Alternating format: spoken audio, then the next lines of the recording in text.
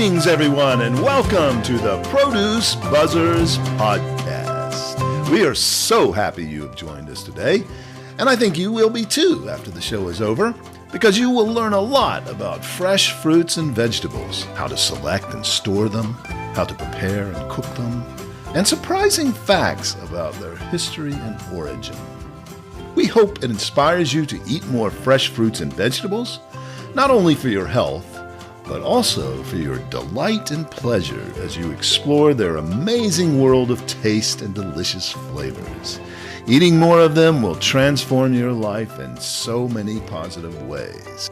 So settle back, relax, and get ready for another delicious adventure with the Produce Buzzers. Welcome again to another Produce Buzzers podcast. Thanks for joining us today. I'm Edwin Stepp, the executive editor of ProduceBuzz.com. I am joined once again by Teresa Nolan, president and founder of Produce Buzz, along with Rick Stepp and Cynthia Benedetto, both contributing editors to Produce Buzz.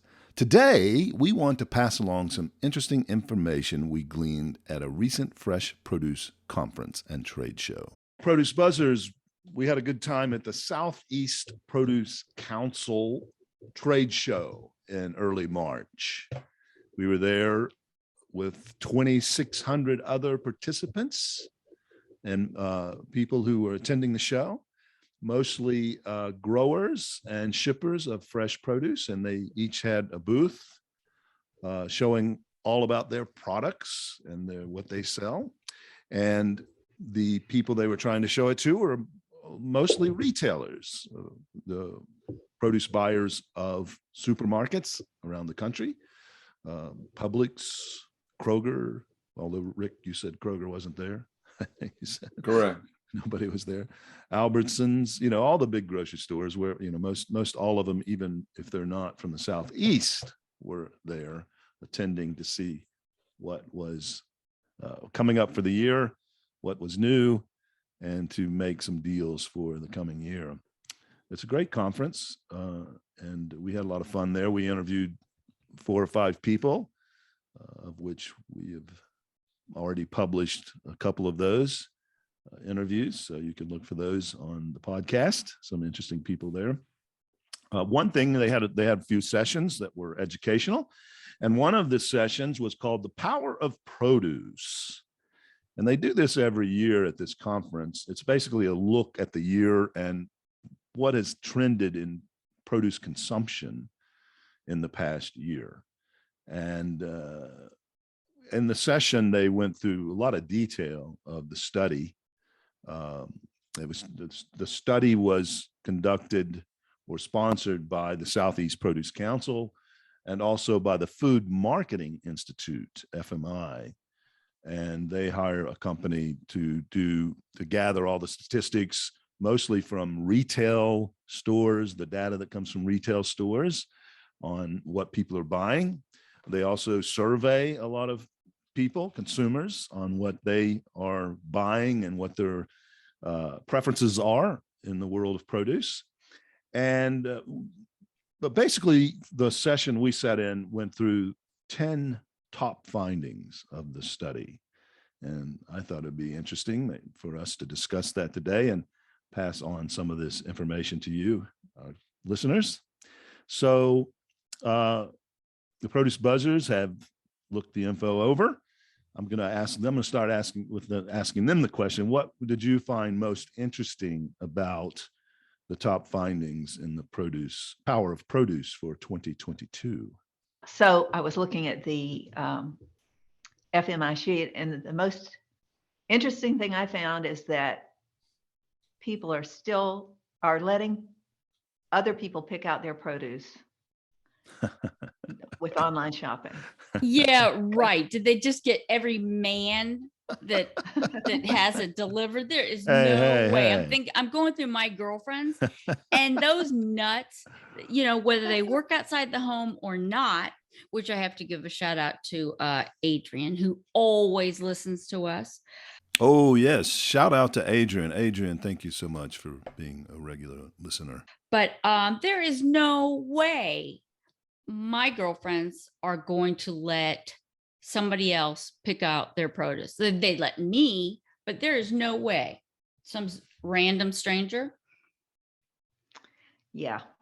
So that I think the finding there, Teresa, if I'm right, is people who are buying online are letting people pick Right. their produce. And it's not people, obviously, if you go to the store, you're not letting someone pick your produce. But if you're buying online and having it shipped to you, yeah, Yes. I would never trust that. I could No not way. let anybody.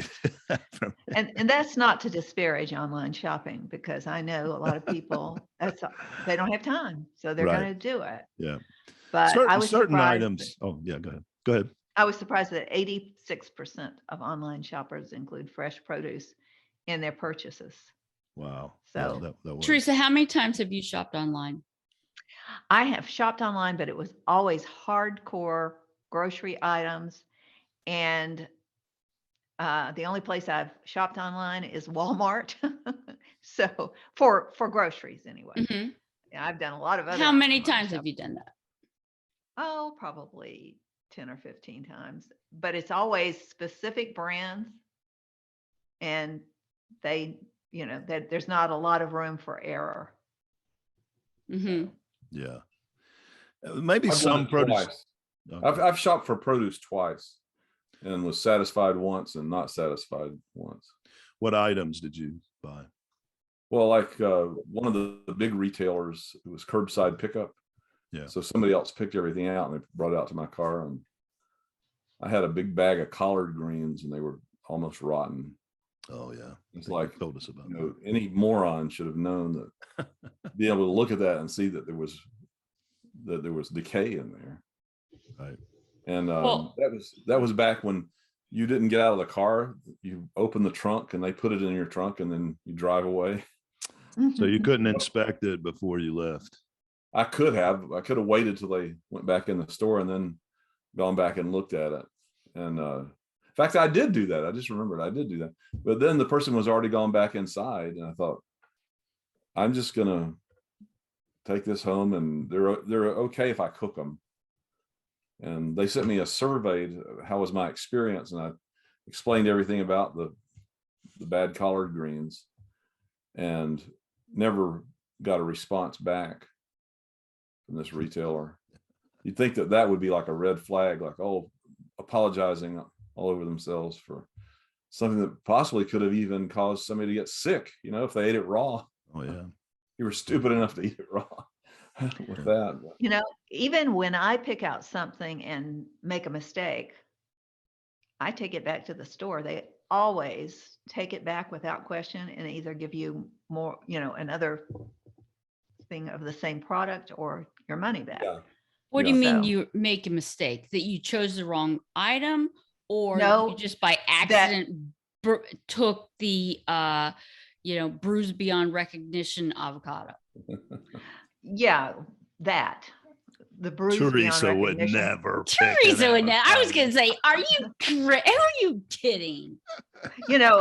With an avocado, if somebody has been going through the display, squishing on them to see if they're Mhm. right, Hmm. you can't tell that till you get it home and cut it. Or maybe they somehow in the chain of getting it to the store, it was refrigerated before it was preconditioned, and the avocado is black inside, and you can tell when you cut into them if they've had cold damage. Just a quick explanation to our listeners, Teresa, about cold damage that you mentioned. Avocados should not be refrigerated before they are treated to ripen them. But once that's happened and the ripening process has started, you can put them in the refrigerator and they'll be fine.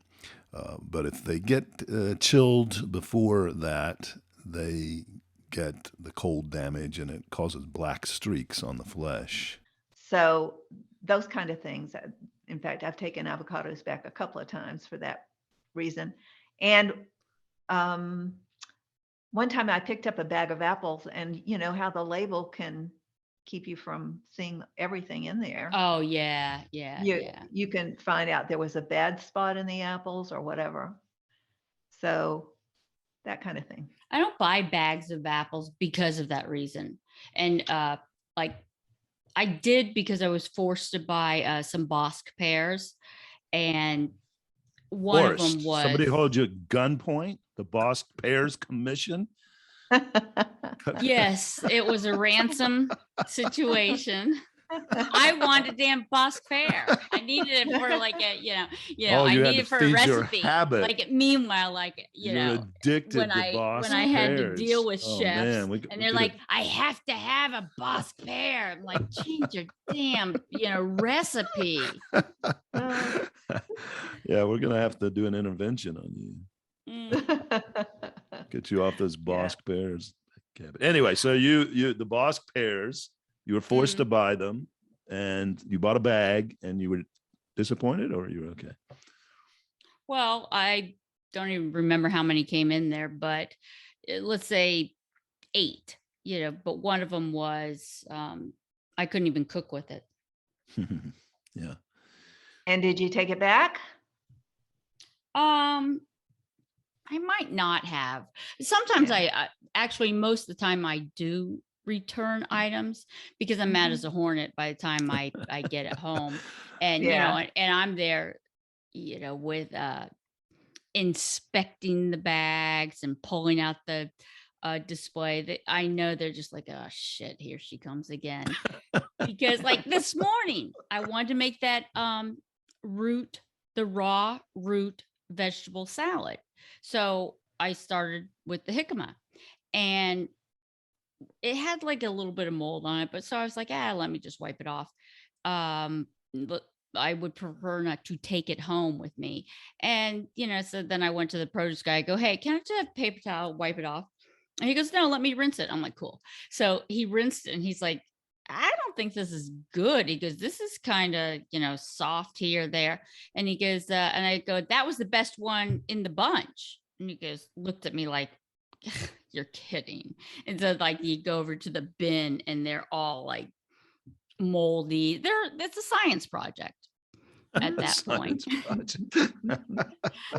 And so like he dumped them all, and because I don't know if jicama should be refrigerated. I've eaten it, I cook with it, but I just don't know if that's one of those things like you could have it on an end cap, and maybe it would.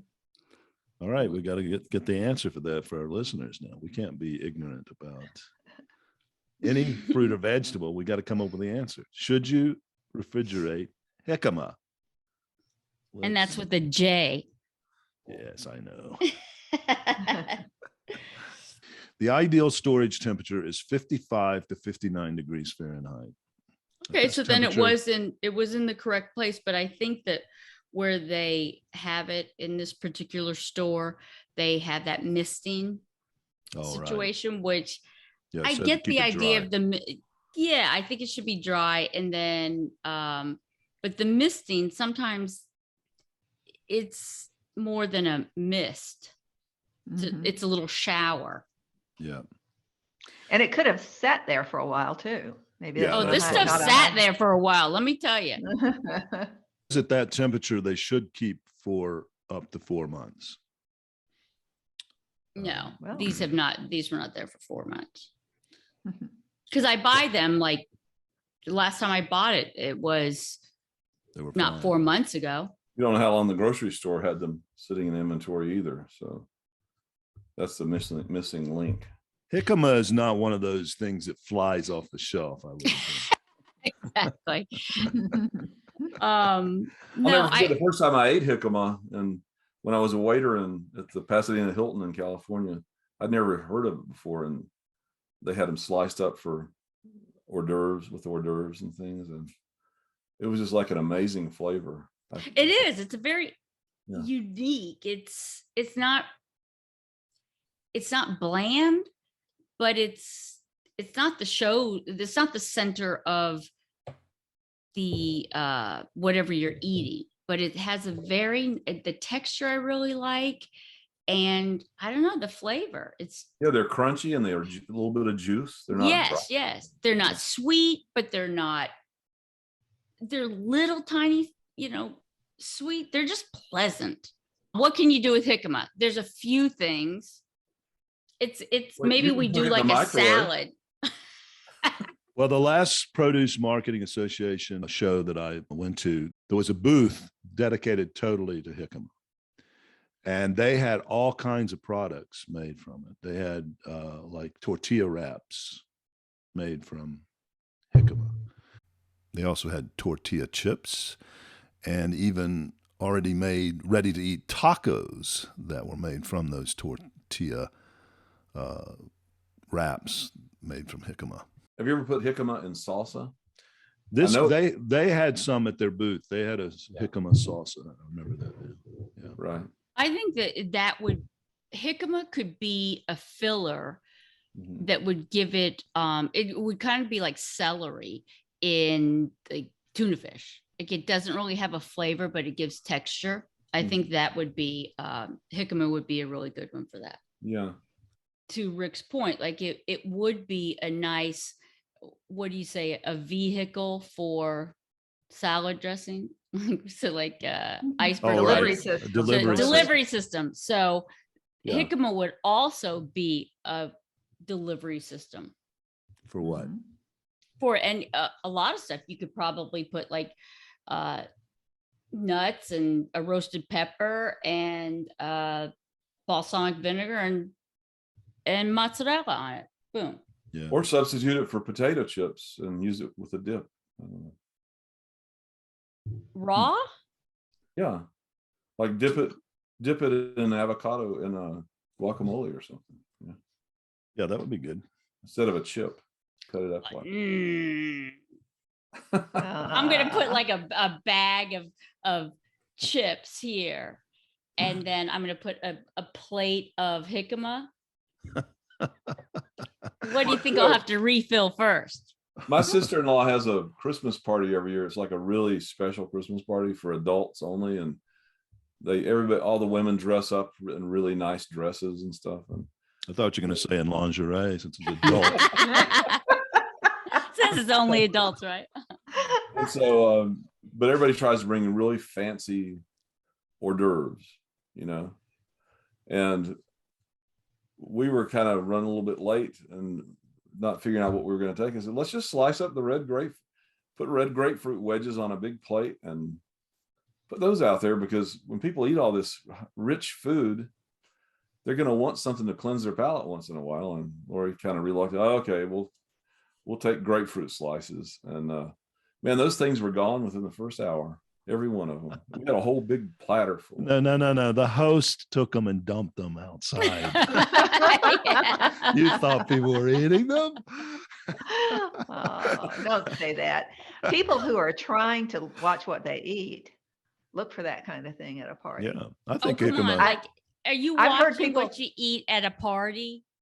Yeah, if you're really diligent. I've heard people at parties go, "There's nothing here I'm supposed to eat." I've heard that comment at parties before. So it's always a good idea to have, okay, you're living it up. It's a party, but it's Isn't that also a what good the idea. crudité is for? If they put it out, sometimes they don't. So Was the cartoon, the Lucy cartoon you sent me, Teresa, on the Super Bowl? She said, if anybody Don't. shows up with a veggie platter, you'll be penalized for unnecessary roughage. yes. I will say this. That is the last thing I will eat at a party is raw carrots, raw Right. broccoli, Why? raw cauliflower. I just don't really care for eating it that way for an hors d'oeuvre. But Heck, you're not helping. We're trying to encourage people. I know. Oh, you don't like raw celery. It's got to be smeared with something. But you don't like, in general, raw carrots? Oh yeah, I like them, but Not as an like, hors d'oeuvre. oh, yummy. Here's some raw carrots. That's what I'm saying. Yeah, right. And you're going to try to like slide in the jicama? Well, Move it aside, buddy. Give me those Jicama- salsa Busted. chips. Jicama though is not dry. It's got a lot of juice in it. It's like when you bite into it, it really. Yeah, it's crispy and juicy. Yeah. Yes, yes. Yeah. But it's not the But- same as a nice salty chip. If I can find a jicama at my local Walmart. I'm going to experiment with it and see how that could tie in with Cinco de Mayo. Something. Well, you said it already. Use it as to dip into the guacamole. I think that'd be great. Yeah. You know, if you It were would be Or hummus. And hummus, it would be really good in. Yes, yes. Mhm. Yeah. Yeah. Or salsa. Put salsa on top of the jicama. You know. Well, you talked about the jicama salsa. Yeah. Put it in the salsa. Or just I've never tried to cut jicama up into round circles like a chip, but I've had it like French fries. Like, yeah, that's you know, usually the way I see it. Yeah. But can you ask Cynthia? She probably knows. Can you take a jicama and make round circle chip like things from it? Or would it be? I suppose if you had a wide Mandolin? enough mandolin, yeah. Yeah. Yeah, because it isn't so dense that you couldn't slide it through. Okay. But the problem is the diameter, because usually they're quite long. The diameter is large, so you'd have to. What you could do is slice them, because you wouldn't want them, I don't think, as thin as a mandolin would do, because then you wouldn't want it flimsy. But then you Right. could just cut it with a cookie cutter. But you can adjust the depth on a mandolin. So Not you mine. You can adjust it for thickness. You could cut the jicama into maybe triangles almost, because if it's roundish, you could cut it into little That's triangles a good idea. and then do it that way. Yeah. It'd be like a substitute for Fritos or Dorito chips or something. Yeah. Well, that's a nice try. That's really cute, Teresa. They are never going to substitute Fritos or Doritos. Okay. All right. What else? Did anybody I else? understand they also substitute cubic zirconia for a diamond, but come on, let's not get crazy. But it looks pretty. And no children were harmed in making of the cubic zirconia. Okay. Did anybody else find anything interesting or surprising in this Power of Produce top findings? Ed, when you had asked about interesting facts, I didn't see it on this summary sheet here, but the most interesting one I heard when we were at during the session, yeah, they talked the a lot session more was- details. was that a certain percentage of people eat fresh vegetables for a dessert. That was quite a high percentage, if I remember right. It was something like 30%. And that's what makes me wonder about some of these surveys. When you pull people off the side and ask them questions, they just give you, sometimes maybe they just give you some answer off the top of their head, and Yeah. it's not even they're not even really telling the truth about. Right. Like, well, I'm sure that happens. but like a lot of times I'll answer a survey about what I would want to do. Like, did you increase what your you do? Yeah. consumption of fresh fruits and vegetables? Right. Yes, Right. because I want to do it, but I didn't actually do it. Right. Well, here's some things that could be vegetables for dessert. Zucchini bread. That's a fruit. Oh, okay. All right. But well, we but use it. people don't know it's that. Mostly used Yeah, as a but- veggie. Yeah, most people. But you're right. Technically, it's a fruit. But how much zucchini is in zucchini bread? I mean, like Carrot it's mostly cake. the bread. Carrot cake, you Yeah, know. Cake, bread. I mean, Well, if you remember when we Uh, asked the girl from Frida's, she said they have recipes for desserts with their purple sweet potatoes, but they were Sure. not just purple sweet potatoes that people were eating for dessert. They were putting this purple sweet potatoes in pies and cakes and other kinds of confections, not just eating the purple sweet potatoes on their own. Okay, here's a list of 9 vegetables you can eat as a dessert. All right. You can put potatoes into your cupcakes. Haha. You can grate zucchini into your brownie batter. Stir corn into ice cream. Oh, And that's we'll have to check that recipe out. Whip avocados into pudding. There again, it's another fruit, right? it's also Stir another carrots. thing that you could eat without the avocado. Yeah. Yeah. Stir carrots into your cookies. Beets into your cupcake batter. Gives them the icing a little red That sounds color good. too. Yeah. That How would about Puree sweeten it. sweet. itself, you know? Pardon? It beats in your icing, you know? Yeah. Yeah. Well, it would Puree sweeten it. sweet potato. Go ahead. No, I was just saying it's beets are, that a lot of sugar in beets. Yeah. Mhm. Puree sweet potatoes into mousse. Stir pumpkin into cake mix. Puree squash into your cheesecake. So those are 9, and not all of those are vegetables, but And anyway. you also have to add them to something else that would be a dessert, but they're Yeah. an additive to a dessert that people would enjoy. But I'm just trying to think of, like, carrot salad could be considered a dessert. You know, when you make carrot salad and you put raisins Yeah. in. Yeah. That's Yeah. good. Yeah. That's probably the 'Cause it's best really one that sweet. we've mentioned, the carrot salad, because Uh-huh. it's mostly carrots with the raisins. Yeah. Mhm. That's a pretty good dessert. One of the things on there was that, people link fresh produce to healthful eating and specific nutritional and health benefits, and 6 in 10 shoppers purchase fresh fruits and vegetables to deliver on specific health benefits, which is something, we've been talking about a lot, that consumption is not going up. It's been stagnant for many years, and only a very small percentage of Americans get the recommended daily intake of fruits and vegetables. It's like 13% or something. It's very low. But at least shoppers are aware that fruits and vegetables make them healthier, and they are consciously shopping for them for that purpose. So, Yeah, during this last, of course, during the COVID times, if people were going to start eating healthy, you would think that would have been when they would do it, because they've shown that if you are obese, or if you have other comorbidities like diabetes, things like that, which are also connected to obesity, that you're more likely to get really sick, and you'd be likely to get sick from other things too if you have those problems. yeah. So you would think that we'd been through a good test for how serious people are about changing their diets. Yeah. And some people did, but a lot of people, they went to the comfort foods, and that was where they stayed. The stress, actually, Yeah.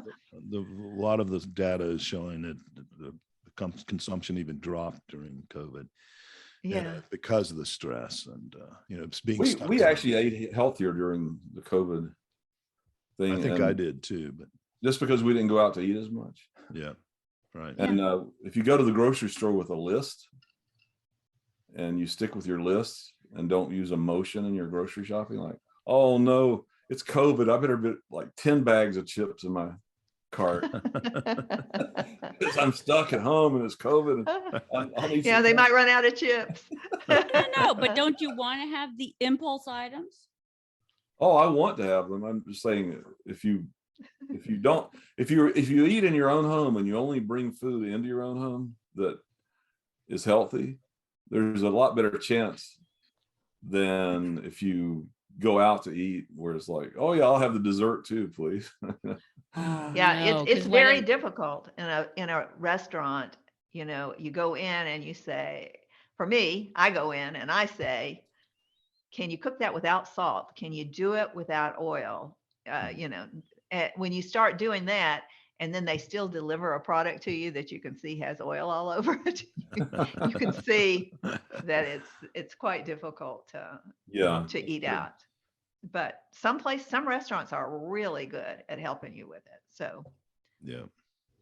Well, some of the other things that were in the top findings: price is now on par with ripeness and appearance for consumers buying fresh produce because of the inflation that's occurring.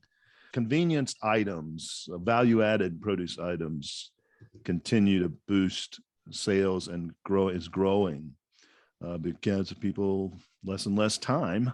45% of shoppers frequently take to convenient vegetable solutions. That's like, we already discussed jicama being sliced, buying it sliced or not. A lot of shoppers want to go ahead and get it sliced, and they're willing to pay a little extra for that. And COVID brought grocery sales, online grocery sales surging, and that's continuing to happen.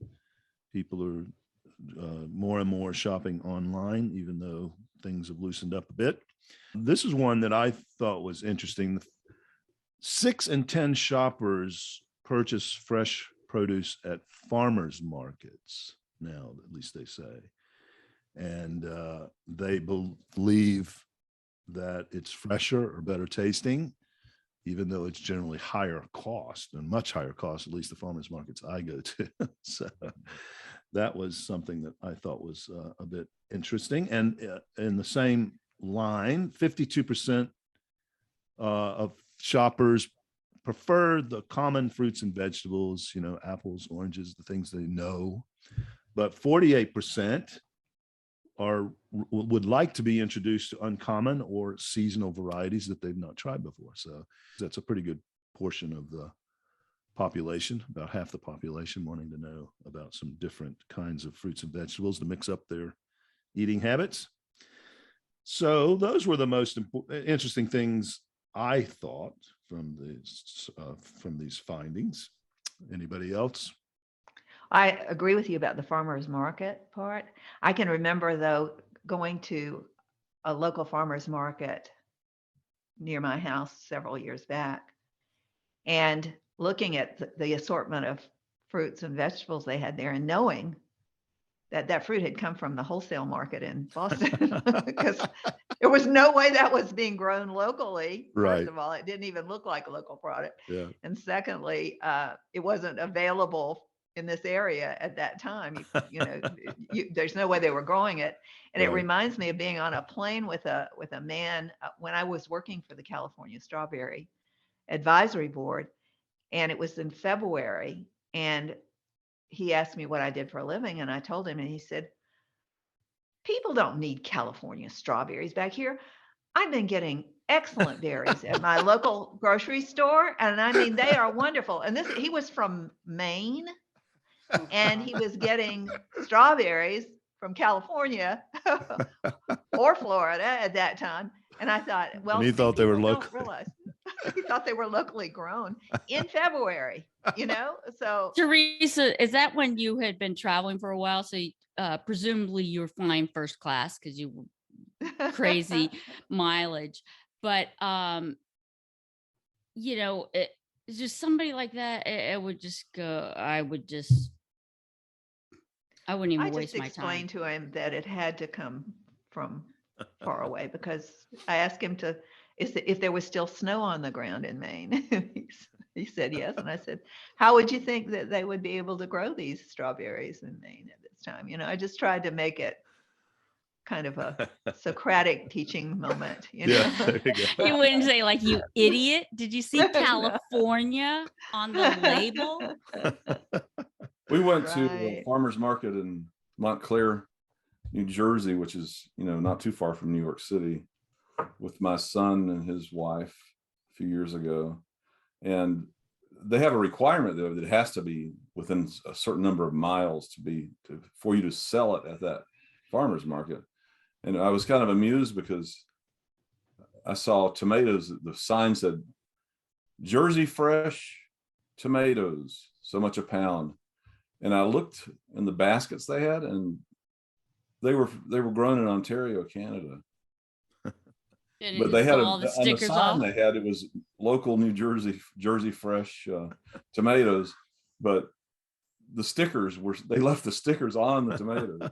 Oh my goodness. And those are probably grown in a greenhouse in Ontario. Right, That's exactly. what they do.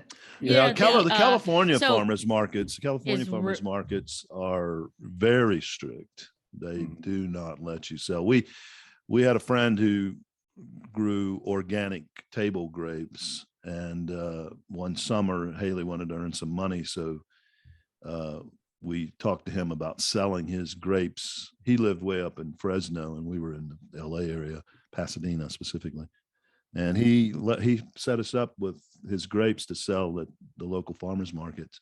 And they came by and they checked, and she one day was there and she did not have his certificate to show them. and they were, they didn't fine or anything, but they said you can't come back if you don't prove that these are coming from where you say they're coming from. So they Well, check it. outside, Keo lives in Silver Lake, and outside her building, twice a week there's a farmer's market, and I think for her it's just easier to just pick up what she needs and then go upstairs, so she's not lugging it out of the grocery store.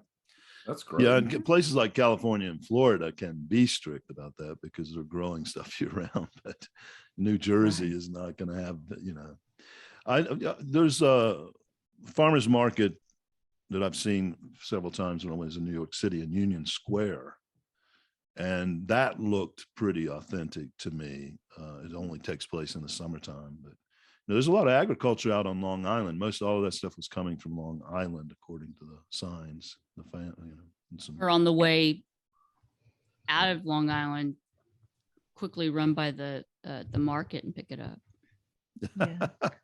Back here, you see during the growing season, you see some crops, but you also see a lot of banana bread and things like that people have baked locally, and jams and things like that. So farmers markets, some are really great, and some of them, they're just fine, because it's okay to have California grapes, even if you live not in doing deceptive New England. advertising. Yeah, right. And if the product looks good and it's convenient for you, go for it. Well, you're not going to get the same grapes in New York as you get in California. They don't grow the same type. So if you want Thompson seedless or those red seedless grapes, you're not going to, those aren't growing in many places other than California. Yeah. If you want that kind of thing. Right. There are the most some famous markets. I'm sorry. No, I was just going to say that, a lot of the, there were things I would go, we had a farmer's market every Saturday just down the street from, 2/10 of a mile down the street from our house. And man, there were some things that came into that market that were worth paying 2 or 3 times for, because the flavor was just unbelievable. Yeah. One of the most famous food markets in the country, possibly the most famous, Pike Place Market in Seattle. Yeah. My son and his wife used to live within walking distance of that. And, you go in there and you see the fish, and it's on ice, and there's big, huge fish. You think, wow, they must have caught this right off the coast here. And, and so I'm in a produce business. It's believable. Wow, this would be great to buy some of this fish. But then when you go through the produce, they talk about local produce, but it's the same story we've been telling. There's strawberries from California, there's apples from Washington. It's not really, of course, you're in Washington, but it's not as local as a lot of people think it's local, when it's really not. Yeah. So it's not really much different than going in the grocery store for your produce. Did you see them throwing the fish in that market? Yes. I don't know why they throw them. What is it, when somebody buys it, they throw it to them? I don't. What's the story? Yeah, I've seen it before. I've been in there, but I couldn't remember why they throw the fish. Probably just to put on a show, I'm guessing. Yeah. Flying fish. That's what they say. That's it. Very good.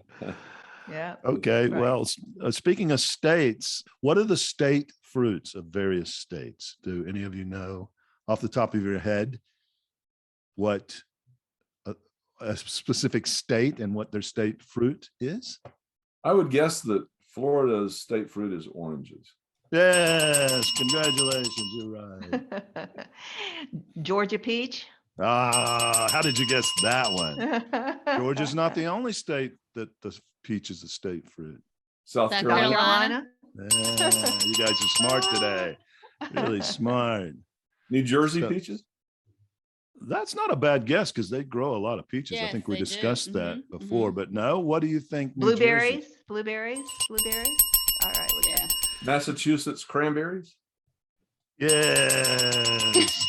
But Massachusetts is not the only state that the cranberry is the state fruit. Wisconsin. That's on fire today. What is this all about? What was it? It is the state fruit of Wisconsin.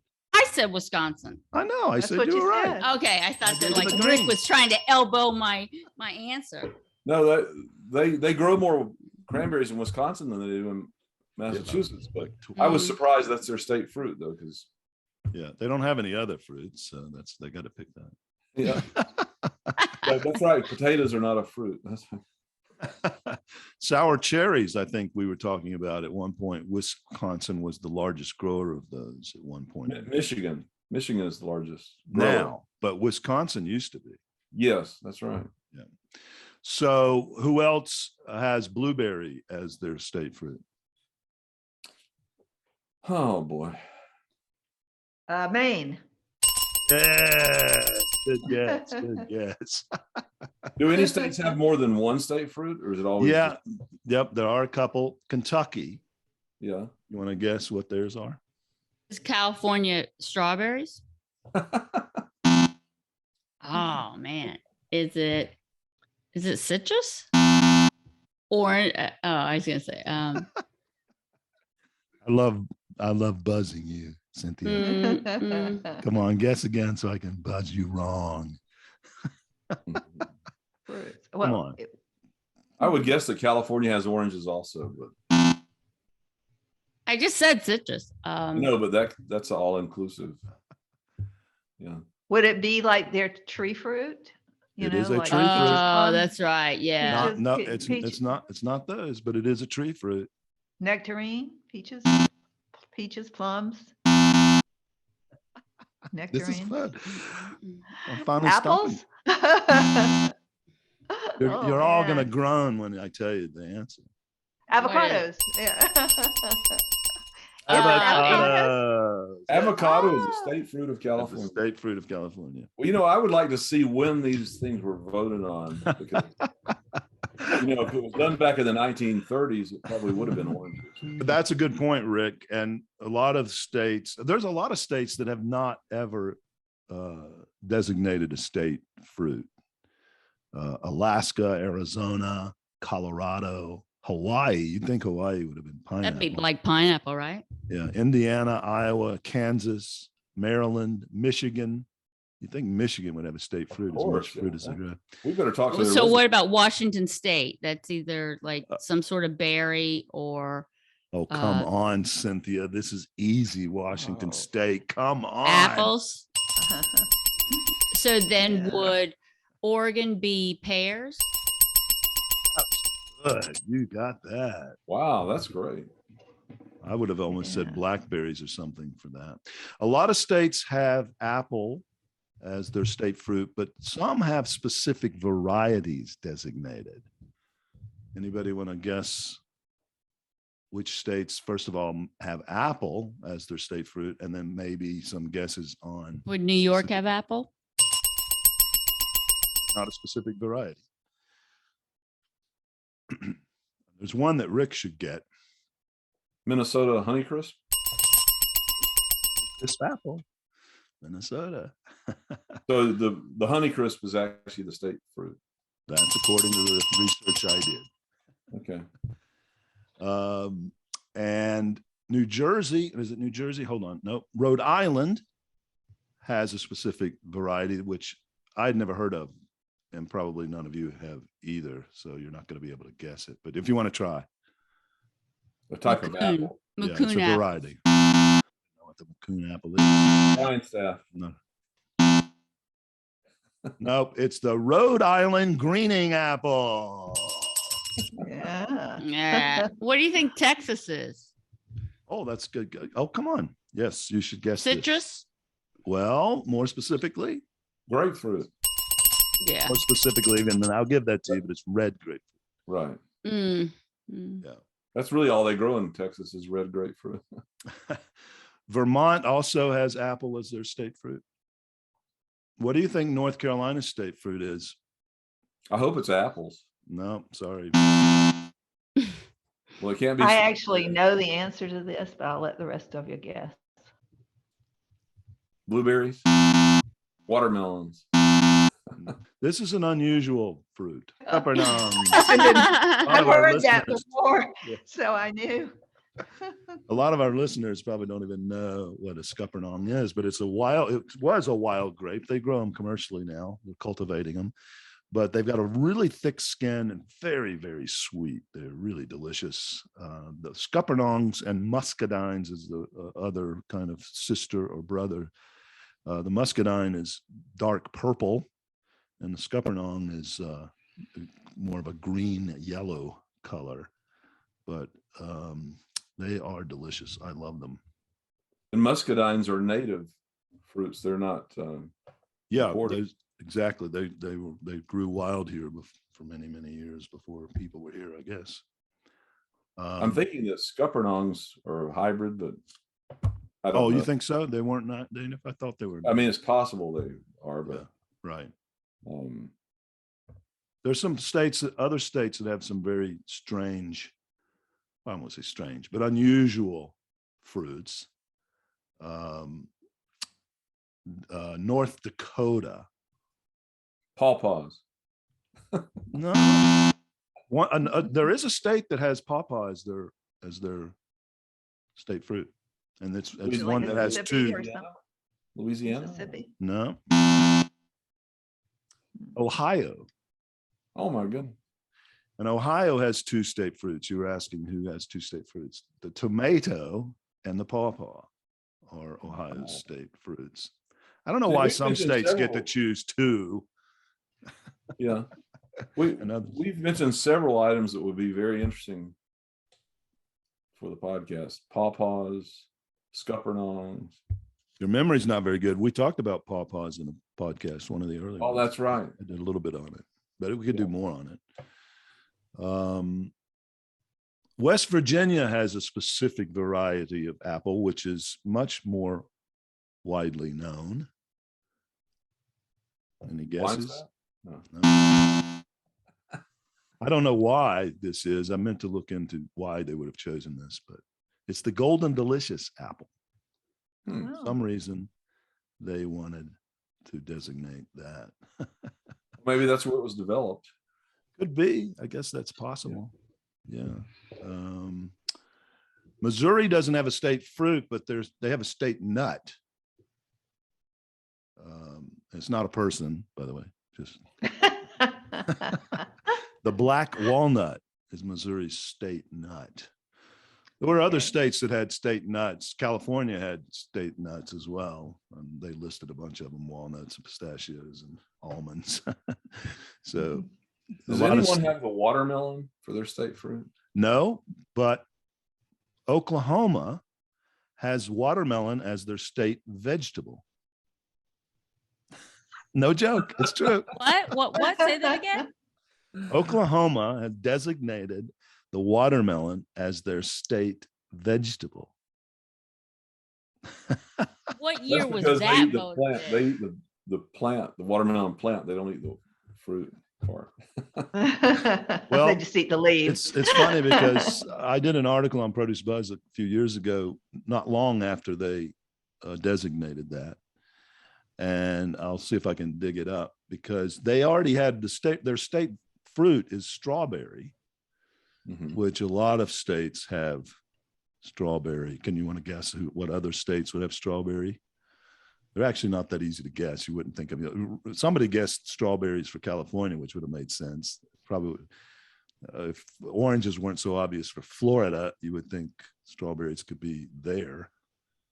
But several other states have strawberry as their fruit. Oklahoma being one. Kentucky, strangely enough. Louisiana has what they call a Louisiana strawberry, which I've never heard of, but that's their state fruit. Okay, so I found this article. I'll read a little bit of it to you. Oklahoma made the watermelon its official state vegetable. That's right, the official vegetable, not the official fruit. This controversy is not like the long-standing debates about the fruit or veggie status of the tomato or the avocado. We all understand why there might be some confusion on those more savory foods, but who in the right mind would call a watermelon a vegetable? Everyone knows it's a fruit, right? Apparently everyone except for some fruit ignorant Okies. Oh, no. Some Oklahoma lawmakers just can't accept the watermelon as a vegetable, and they are going to do something about it. A new bill was introduced this week in the Oklahoma legislature to repeal that official designation. After all, Oklahoma's produce reputation is on the line here. We can already hear the jokes roaring up from Texas. But before you laugh too hard at the Okies, realize that the National Watermelon Association says that since watermelons grow on vines, technically they can be considered a fruit or a vegetable. And according to the Watermelon Board, the Latin name for watermelon is Citrullus lanatus of the botanical family Cucurbitaceae, which makes it a cousin to cucumbers and squash. And if you've been Also fruits. Yes, I know. Technically, they are fruits, but it's interesting that the Watermelon Association says they can be either. Well, now we need to ask. Oh, was that it? Or yeah, that's all I was going to read. There's more. Now we need to ask, what could you make with a watermelon that would be like a vegetable? Well, one thing is the watermelon rind. That's true. Pickled watermelon rind. That's good. You don't even have to pickle it. Oh yeah. I used to use them like cucumbers. I would take the rind and chop them up and put them in my salad just like a cucumber. Not the outer green skin part, but the inner part of the watermelon rind. You know, peel the green skin off. Right. Yeah. If you chop those up, they taste just like cucumbers. How do they do in the microwave, Rick? Not good. But you put the seeds in the microwave, and you can cook this watermelon seeds in the microwave, and they're very good. Yeah, that's true. I've had roasted watermelon seeds. First time I had those was when I was in China. They sold those everywhere. I think we probably talked about that one time. But yeah, roasted, and they soak them in a salt brine, I think, first, and then they roast them, and they're very good. Yeah, very good. So that's don't funny. throw your watermelon rind away. Use it as a vegetable, so the Okies won't be insulted. I suppose you could saute watermelon rinds like in a stir fry. They would be fine. Yeah, that would be interesting to try. We should start trying some of these things. Maybe in Oklahoma they just eat the rind and they throw the fruit of the water, the actual fruit. I don't think so. Well, I think that's all I got on the state fruits, unless you want to know a specific fruit. Well, North Dakota has the choke cherry, not the choke berry. Choke berry is a aronia berry, isn't it, Rick? Or no, that's different. Yeah, is it? A choke berry is an aronia berry. Yeah, but theirs is a choke cherry. Is actually, it grows on a little tree. It's very similar, though, as far as nutritional value, I think. Yeah, I would think so. The cherry. Right. But yeah, so anyway, that was our fun today with the state fruits and other. I'm guessing the reason that's the state fruit of North Dakota is because of the fact that they probably just grow wild. Yeah, probably so. Kind of native to the area. I've never heard of North Dakota apples, but I do know that apples grow in every state. They used to say in every state except Hawaii, but you could grow apples in Hawaii if you got up a high enough elevation. And what state do you think has pumpkin as its state fruit? Ohio. It's one of those Midwestern states, though, isn't it? Indiana. I'll never guess it. You might if we go through 50 states, but I would have never. Michigan. That was a good bad guess. A good bad guess. Wisconsin. I say Vermont. Close. What is the state fruit of Vermont? Did you already mention that? It's the apple. Oh, it is the apple. Okay. Yeah, I may not have mentioned it. I was saying there were several states, but this isn't right. But I'm surprised that you didn't say Illinois, Rick, because in your thing about pumpkins, you said the vast majority of pumpkins are grown in Illinois. but that's not Illinois.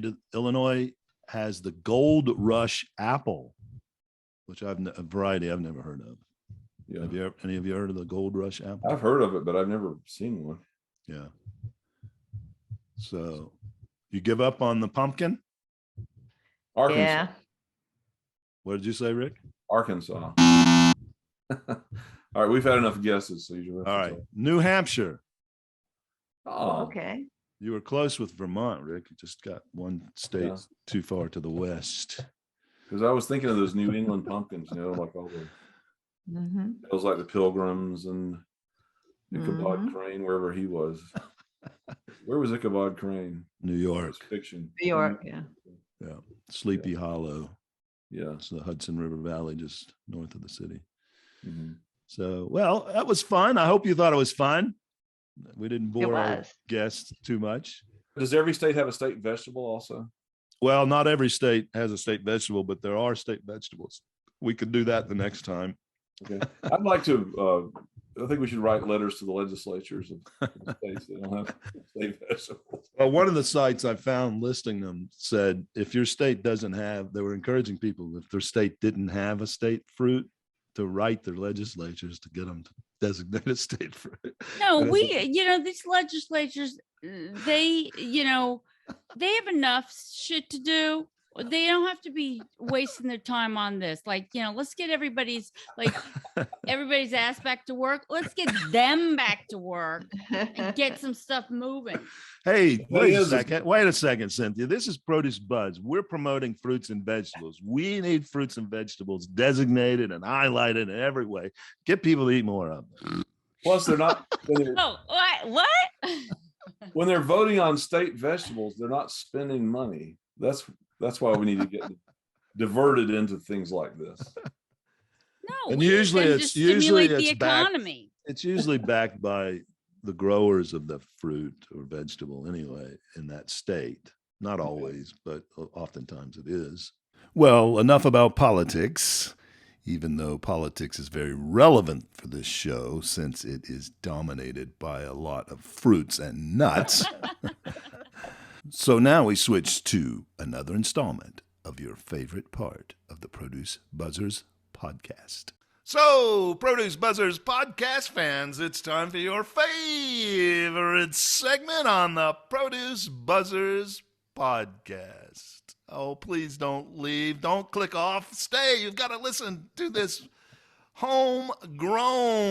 Teresa, what is our homegrown of the day? Okay. So, what do you call a sad strawberry? What do you call a sad strawberry? Okay, Cynthia, it's your turn to guess. A sad strawberry. Rick, come on. Gosh, I'm totally stumped on that one. Oh, a sour puss. Sad Uh, strawberry. Wait a second. Okay, no, I'm not going to get it. Okay, Teresa, what do you call a sad strawberry? You call a sad strawberry a blueberry. Oh, that was good. That was good. Yeah. She's encouraging me. Cynthia, stop it. Stop it. Stop it. But I'm sad to say we've run out of time for this episode. Thanks again for joining us, and we hope you will join us again next time for some more delicious and nutritious fruit and veggie discussions. Until then, good eating and good night. Well, thank you, listeners, for tuning in to the Produce Buzzers podcast, brought to you by Produce Buzz, the gathering place for lovers of fresh fruits and veggies. We hope you were entertained a bit and educated a lot about fresh produce. Be sure to join us next time, and please tell your friends to do so as well. Like, share, and comment on our Produce Buzz Facebook page, and check out our website at www.producebuzz.com. There you will find articles about fresh fruits and veggies, how to select, store, and prepare them, as well as lots of interesting facts about all the wonderful bounty the earth provides for us. Until Until next time, be fruitful and don't forget to veg out.